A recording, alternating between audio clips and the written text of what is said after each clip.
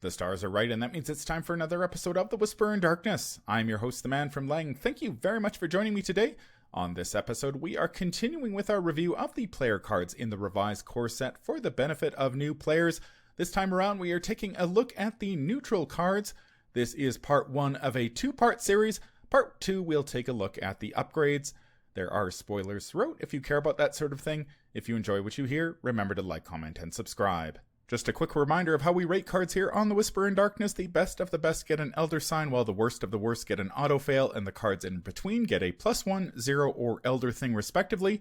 Cards that you build around or are good in one particular investigator get a Bless token. Before we get started, I'd like to thank the patrons of this channel for their tremendous support. The Arkham Horror LCG community is amazing, and these people have gone above and beyond to bring you content like these reviews.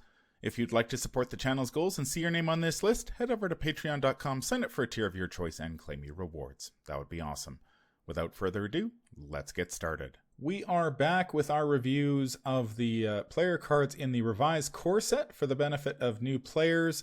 We're going to take a look at the neutral cards in the box. This will be a two-part video. The first part's going to take a look at the level 0 cards. The second part will take a look at the 5 upgrades in the box. We're going to start things off with Knife. 1 cost asset with a combat skill icon, item, weapon, and melee trait. As an action you may fight, you get +1 combat for this attack. And as an action you may discard Knife. Fight, you get +2 combat for this attack. This attack deals +1 damage. And Knife takes up a hand slot. Not sure why they give you 10 copies of Knife in the revised core set. It is good for protecting your more valuable assets from Crypt Chill. It is one of the cheaper ways to do that. And discarding a Knife in order to deal +2 combat and +1 damage is pretty decent in a pinch. But pretty much every other weapon in the game is better than Knife. Except for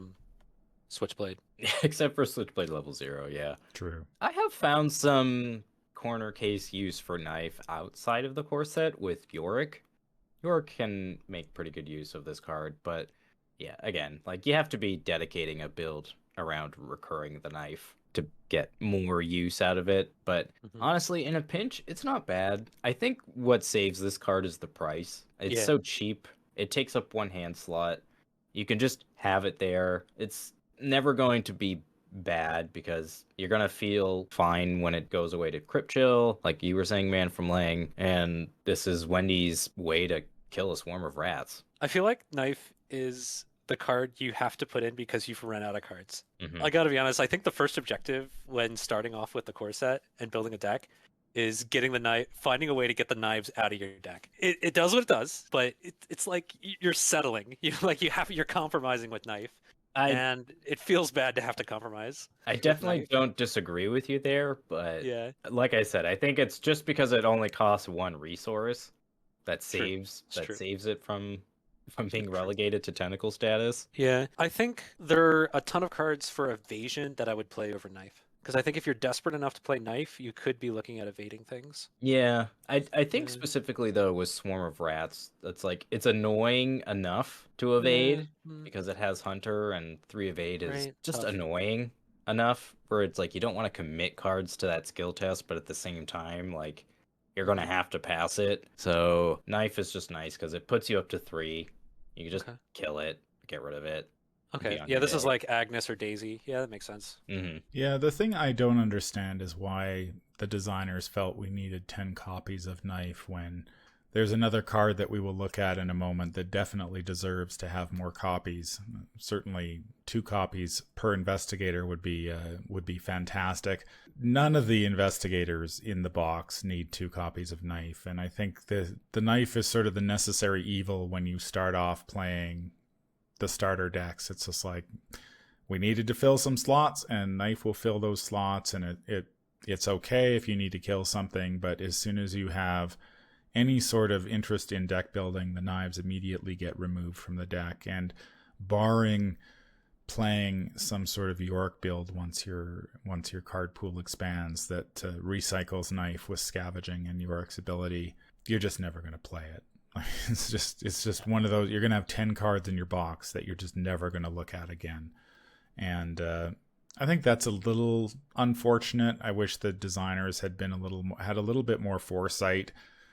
Sure, if Knife was a card that was religiously played beyond the core set or beyond even just the starter decks, sure, put 10 copies in, but it's just not. It's not played. After you play a couple games with your starter decks, take out the knives, put in better cards, and you don't look back. The basic fight action doesn't even reach sort of the minimum bar of doing +1 damage and +1 combat. The discard version is okay, and it can come in handy in Roland if you do get your 45 automatic down and you're worried about Crypt Chill. Okay, I play a Knife. I can afford that on turn 1. I'm ready to, if I draw a Crypt Chill, fail my skill test, the Knife goes and I keep my gun.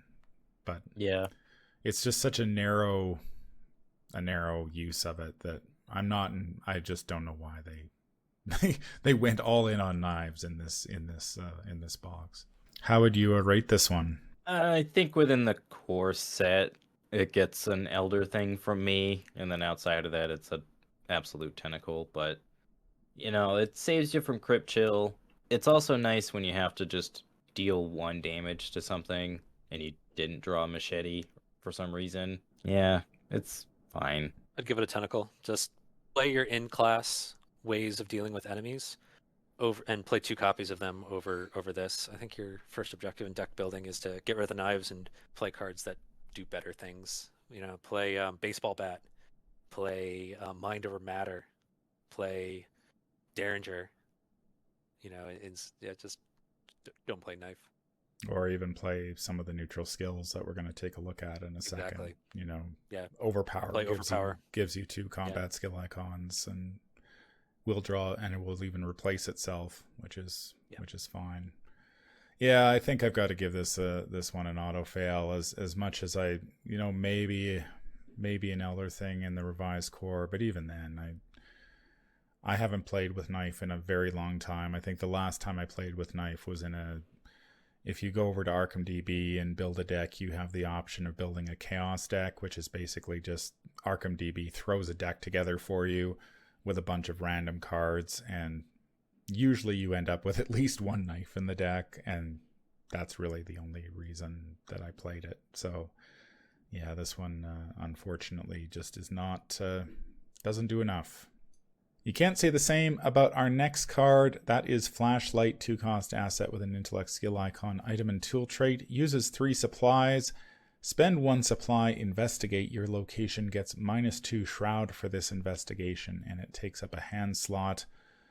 This is an auto-include for many investigators at the start of campaigns until they get better tools to investigate. Reducing the shroud value of a location is often better than boosting your own skill value, simply because if you can reduce the shroud value to 0, barring an auto fail, you're going to succeed on that investigate test.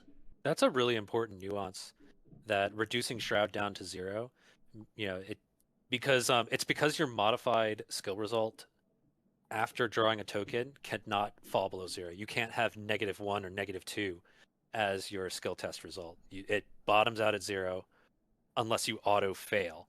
So the fact that you can pick up clues from Shroud 2 locations, unless you draw a tentacle, it's pretty solid. That makes Flashlight pretty solid.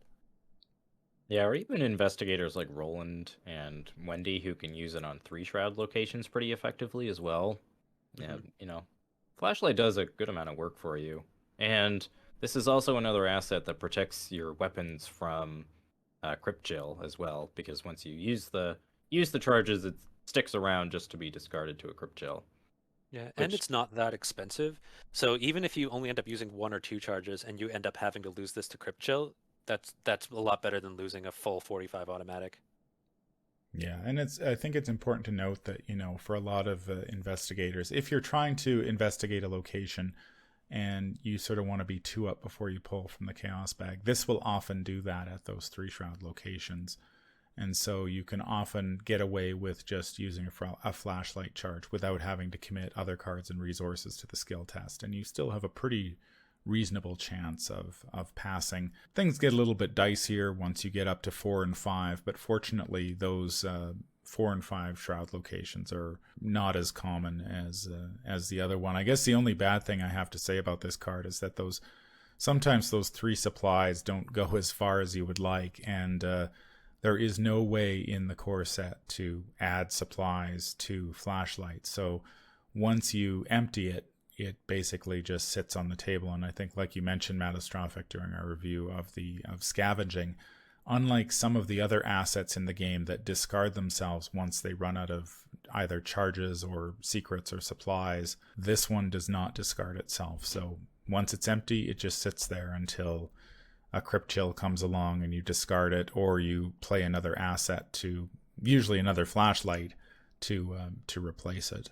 How would we rate Flashlight? I think this definitely gets an Elder Sign from me. Like you said, this card is very useful even beyond the scope of the core set. Reducing the shroud down to 0 just means you're able to safely investigate so many locations throughout the course of your campaigns. And, while you will likely upgrade out of this, in most investigators, this is going to carry you through early scenarios in a campaign. Yeah, it's pretty solid. I'd give it a +1 actually, because it's a genuinely useful effect and it provides you cover from Crypt Chill. So I like this card a lot. I don't think it necessarily I don't think Daisy necessarily needs it because she has magnifying glass and her intellect is so high already. But I think it really shines in investigators like Agnes and Wendy, where their hand slots aren't as contested, and they can use this to pick up clues without having to commit cards. It's really good. I think I can give this one a +1 as well. It is very, very good at what it does in several of the investigators in the revised core. I think I've used this a lot in Roland decks. Obviously, Agnes and Wendy can get some use out of it. Even Skids can drop one of these down, and until he gets lockpicks, really this is his only real option to help him investigate outside of perception. So it is one of those cards that usually investigators do receive some better way of gathering clues, whether that's gathering clues without taking skill tests, which is the case for some of the Guardian cards, or if you're playing Agnes, you get your Rite of Seeking once you gain a few experience points, and you may want to even hang on to the flashlights at that point because she doesn't really need her hand slots, and Rite of Seeking only has a couple charges, so flashlight still is handy. Skids gets lockpicks, which usually is what you replace your flashlights with, and away you go. That brings us to Emergency Cache, 0-cost event. With the supply trait, gain 3 resources. Not many ways to gain resources in the revised core set. There really isn't much to say about it. It gets you resources so you can play your other cards. It's a little unfortunate that it doesn't have skill icons, so drawing this later in the game can be a little unfortunate, but for the tempo swing that you get early on in the game, I think that more than makes up for it. Yeah, the fact that it gives you 3 actions of effort for a single action of playing Emergency Cache is just going to make this card great right there. It really hurts to be like, say, Roland, you're down at 1 resource. You go to upkeep, you draw a 45 automatic, and then, oh no, I've only got 1 resource. Ugh. Well, Emergency Cache bails you out because it helps you get back in the game and overcome that resource problem. I play 2 of this in like every deck I can. I got to be honest, at least at 0 XP until you get other in-class ways to boost your resources. And even then, some of those in-class ways to boost your resources can be situational in some regard. So even then, they don't outclass Emergency Cache; they kind of compete with it. Yeah, I think the Mystics in particular get a lot of really wonky ways of generating resources when, honestly, you're just better off playing Emergency Cache for the efficiency. There are 2 upgrades for Emergency Cache. The level 2 upgrade is available in the revised core set, and there is a level 3 upgrade, which actually does quite a bit different. It deals with supplies, as well is available in the Pallid Mask. I'm a little surprised they didn't include the level 3 one in the revised core rather than the level 2, simply because it is a way to reload flashlight. But I don't know if I have ever upgraded to other levels of emergency cache. I find that the level 0 version does pretty much everything that I want it to do, and can't argue with 3 resources, especially if you're playing a class that is desperate for them, like Guardian or Mystic. How would you rate this one? For me, this gets a +1. Like we were saying, you're going to be playing this card until you have other ways to be generating resources or reducing cost of cards. It's definitely serviceable, though. I actually give it an elder sign because it's very quintessential. It's a staple. It does what it does very well. And then you're gonna as your card pool expands, you're gonna find other ways to do it. But emergency cast still holds up, I think. Elder sign. I'm going to give it an elder sign within the context of the revised core, and it probably dips down to a +1 as your card pool expands. I think when I think back onto a lot of the classes, each of them sort of receives other ways of generating resources. So emergency cache sometimes gets cut in favor of those, but in the revised core, it's really unless you're playing skids, you don't have then that you're many. Spending 8 XP. Yeah, you don't have that many options to generate extra resources. That brings us to our first of the neutral skills in the revised core. There are 5 of them. There is Guts, Perception, Overpower, Manual Dexterity, and Unexpected Courage. We're just going to cut to the chase on these. They are all Elder Signs. You will play these extensively in the revised core set and even beyond. If you are looking for cards to add to your deck, you can rarely go wrong by adding some of the neutral skills. The fact that each of them has 2 of the particular icon on them and they replace themselves makes them very good in many of the decks that you will be building. The only reason that you often end up cutting them as your card pool expands is because deck slots become there's a lot more competition for deck slots, so being able to include 2 copies of Guts and 2 copies of Overpower and 2 copies of Manual Dexterity, you just don't have the deck slots for them. Fortunately, a lot of investigators get, or a lot of classes get skills that sort of double up on those. So you can sort of trim some of the neutral skills in favor of in-class skills that sort of serve double duty if necessary. But we are going to take a brief look at each of the skills. Starting off with Guts, it has 2 willpower skill icons. The innate trait, max 1 committed per skill test, and if you're successful, draw a card. This is Matastroffic's one of his favorites for sure. Yeah. Just about every deck I build, I end up starting off with 2 Guts and 2 Unexpected Courage and 2 Emergency Cache. I got to be honest.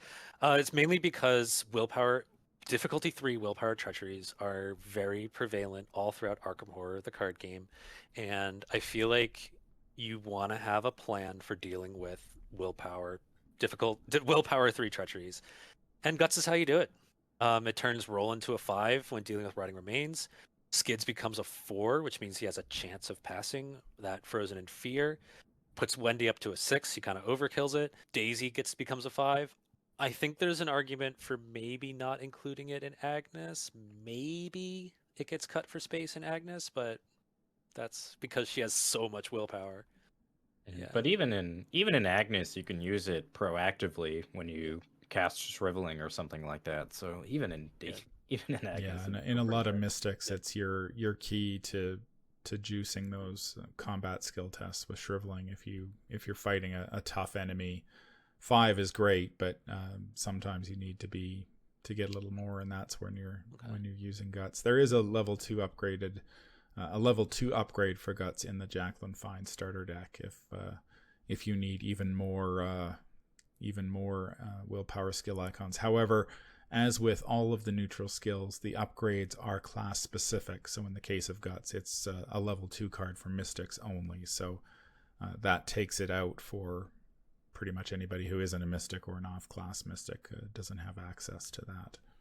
But Guts is if you're at cards 28 and 29 and you're looking for cards to add, you certainly can't go wrong by adding a couple copies of Guts. I know it's certainly been saving my butt in some of my recent playthroughs. That brings us to Perception, basically same as Guts, except with two intellect skill icons. This is the one that I usually reach for playing in solo, between this and Flashlight and Unexpected Courage and some of the whatever other tools my class happens to have in terms of investigation. Having those two intellect skill icons is usually good for at least picking up one clue. There is a level 2 upgrade in the Harvey Walters starter deck. Again, probably not going to play this in Daisy, but because she's already got 5 intellect and doesn't really need this. Although I wouldn't say it's universal in Seeker, because Seekers do receive some cards down the line where you really want to over-succeed on the test, and Perception is one way of really boosting your test high enough that you get the benefit of that. And plus, in Harvey, he gets to draw 2 cards when he plays this instead of 1. So probably not necessary in Seeker, but there are Seekers who still like this one. It also has the practiced trait as well, so that has synergies with the card Practice Makes Perfect, and Amanda Sharp as well from the Innsmouth Conspiracy. So there's also a lot of shenanigans that you can do with Perception as well. Yeah, this is solid. This is, I think, arguably better in investigators that have 3 intellect, because you boost that up to a 5, and that's generally enough to get you over the hump of most locations, and then it replaces itself, so you're just keeping your engine going, which is just fantastic. Yeah, I'd agree. I think all the investigators in the core could make good use of Perception, especially like Agnes, when dealing with like 2 shroud locations, can make good use of Perception. Yeah. And you can combo it with Flashlight. You can reduce the shroud down to 2 and then commit Perception and go up to a 4. And you can get that. Right, you can get that. You can take a clue off that victory point location. Yeah, that's true. Yeah. So, yeah, Perception has a lot of utility to it. Yeah, and it also comes in handy for the odd treachery that requires intellect skill icons. There aren't many of them in the game, but I think there's only really False Lead in the revised core. But if gathering clues isn't your primary objective, False Lead can be pretty debilitating. So being able to pitch this to that in a pinch can really probably save you from having to discover all of those clues all over again, or at least reduce the damage that you're going to take from dropping clues from False Lead. But there are other intellect treacheries that can be somewhat annoying. So it's nice to have this one around, even if you're not going to use it to discover clues. That brings us to Manual Dexterity. It has the 2 agility skill icons, same text as all of the others. Again, this is if you're needing to evade. Generally, I think when you're playing investigators, if you're trying to decide what neutral skills to put in your deck, you really want to lean on your strengths. So if you're playing high agility investigators, it doesn't hurt to have a little bit extra agility. So Daisy can use this if she needs to evade something. Skids, he wants to evade with a 4. This puts him up to a 6. Agnes is up to a 5. Wendy's up to a 6. There is a level 2 upgrade in the Winifred Havamok starter deck. If you are really leaning into if you're playing a rogue, you can upgrade to that. I don't think Roland needs this, at least in the revised core, since I believe Grasping Hands deals damage, which he can handle, and On Wings of Darkness is relatively, I think it's only in the one scenario, so it's sort of like if you get hit by it, fine. You're going to take a damage and horror and move on. Initially, I thought this was the one that I ended up playing the least, but I think Overpower may actually have less use, at least in the revised core.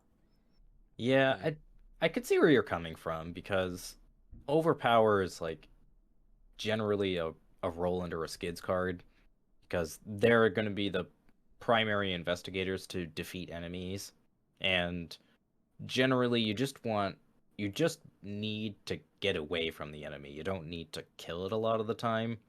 When you're playing someone like Daisy or you're playing someone like Agnes, you're probably want to save your shriveling charges for more important enemies. So having that kind of escape button with manual dexterity to be able to push yourself over that hump and evade that enemy can be pretty good. Yeah, I think there's an argument for overpower and manual dexterity may not necessarily go in the same deck a lot of the times. Like Roland can lean on overpower to just punch the things harder instead of trying to evade things. I think something that's worth noting about all 4 of these cards is that, personally at least, one of the reasons why I rated a lot of these cards in the core set as tentacles is because you're often just better playing one of these 4, and you get a bunch of copies of them, and just starting a deck off with all 4 of these at 2 copies is like, you can do much worse. And this lets you lean into your investigator's strengths. I went off on a little tangent there, but yeah, manual dexterity is pretty solid, except for maybe Roland.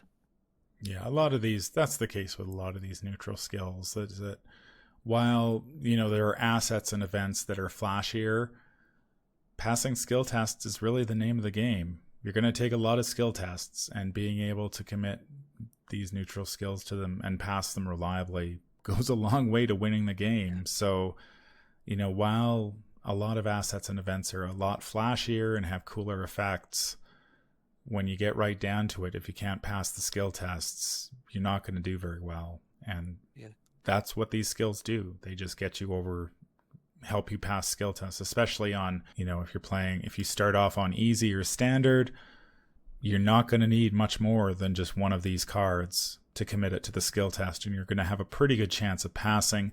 And even once you take the step up to hard or expert, where you need multiple icons to overcome the variance in the chaos bag, the negative tokens are a lot higher. You can't really go wrong with 2 of the same icon on a card that replaces itself. No, I think we often kind of make comparisons of other cards to these cards.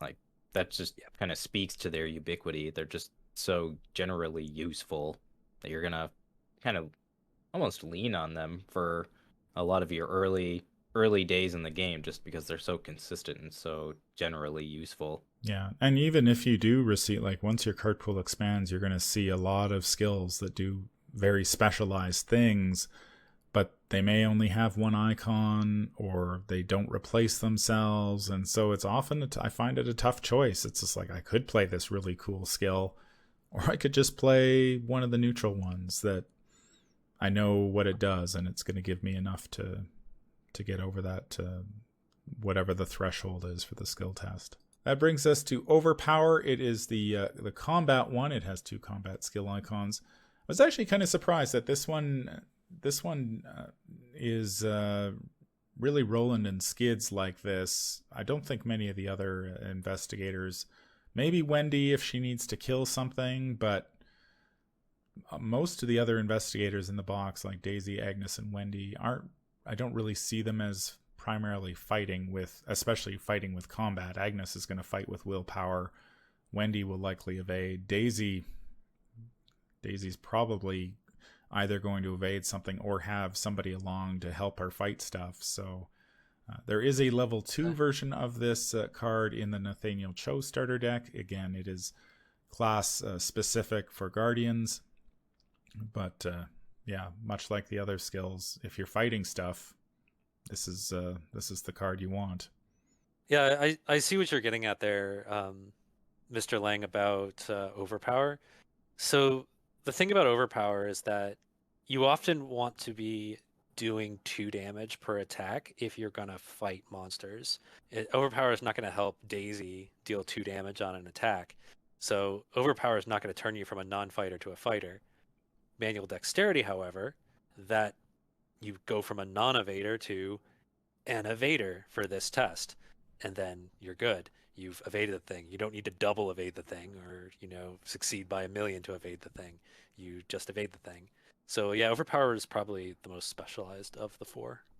Yeah, and another kind of similar point to that too is that often the enemies in the core set have a lower evade value than a fight value, so you're often more likely to succeed those evasion checks than you are, trying to overpower, a Wizard of the Order with Daisy. Yeah, enemies tend to have slightly lower evade values than fight values, so you get a little bit more mileage out of that manual dexterity than you would in Overpower and in investigators who aren't going to fight. And by the same token, if you are playing roll under skids and you need to fight, you do need that Overpower to help overcome those slightly higher fight values and make sure that you don't end up missing with those. You don't end up wasting those precious 45 automatic shots or Derringer shots, and you really want those to land because they are a limited resource, and Overpower is one way of making sure that that not only do those shots land, but you get to draw a card that you may draw into your next weapon, or you may draw into another combat skill icon that just helps you keep that damage train rolling. That brings us to Unexpected Courage. It is the one with the 2 wild skill icons, max 1 committed per test. Does not replace itself like the other neutral skills, but I was telling the guys before we started, the only bad thing about this card is that there aren't 10 copies in the box, because I think pretty much every starter deck should have had 2 of these rather than 2 of Knife, because man, oh man, this is 2 wild skill icons. You can't get much better than that. And honestly, I think this card has become even more ubiquitous in my decks as my card pool has expanded, because competition for deck slots really increases as your options increase, and each card slot becomes really important, and you cannot necessarily play 2 copies of each of the neutral skills. Cards like Unexpected Courage, it can be anything whenever you need it. And so if you don't have the deck slots to, say, play 2 Perception and 2 Overpower, Unexpected Courage can fill in that void for you very easily. I think Unexpected Courage gets even better in 3 and 4 player play, because if you're doing so well with what your investigator and your deck is designed to do that you don't end up needing Unexpected Courage, you can save someone's butt with it by helping someone who's, feeling low on sanity pass a Rotting Remains test, for example. So if you don't use it on yourself, you're going to save someone's butt with it. Yeah, there really isn't much else to say about this card. It's, like you said, it's so ubiquitous and so good. Like, while it doesn't draw you a card, it more than makes up for it in its versatility. You can commit this to Rotting Remains. You can help your friends pass those Frozen in Fear tests, which can, save their life. You can use this as a manual dexterity to evade an enemy. You can use this as an Overpower in combination with Vicious Blow to deal extra damage. It just comes in handy so often that you just find yourself like, you have to have a really good reason to not play this card in your deck. Yeah. Yeah, I think the only reason that I wouldn't play this card is that there's something in my class that gives me the equivalent. And even then, you can't really go wrong by playing the equivalent and playing this as well. For example, Guardians receive a card called Take the Initiative. It's got 3 wild skill icons, very similar to Unexpected Courage, with the exception that the icons sort of disappear the more actions you take. But playing 2 copies of that and 2 copies of Unexpected Courage is not a bad play. Mystics receive Promise of Power, 4 wild skill icons for the cost of adding a bad token to the bag. Playing 2 of that and 2 of this, again, you've got most of your bases covered before you've even started to play. So I think Unexpected Courage is like the bar that every other skill sort of gets held up to. It's like, okay, I'm playing Unexpected Courage. Now, what other skill am I playing that's also like Unexpected Courage? Yeah, it's true. I'm so glad that Unexpected Courage is in the core set. I so wish there were 10 copies of this. Mm-hmm. Yeah, I would agree with Man from Lang that this is the one card that needed 10 copies of any of the cards in this box. I should mention there is a level 2 upgrade in this Stella Clark starter deck. It is locked for survive. It is a survivor card, so if you do want to upgrade, you have to be a survivor or an off-class survivor that can take at least level 2 cards. So that's going to do it for our look at the basic level 0 neutral cards in the revised core set. The designers really hit it out of the park with the neutral cards in this box. With the sole exception of Knife, all of the cards here are really fantastic. Like they're just solid, and you'll be playing them whether the revised core set is the only product you own or whether you own all of the products that have been ever released. They're still exceptionally good. That's going to do it for this episode. If you enjoyed what you hear, remember to like, comment, and subscribe. If you need to contact me, I can be reached at manfromlang@gmail.com. I'm also on Twitter at manfromlang. Until the stars are right, keep your shotgun close and your other sign closer. Take care out there, and happy investigating.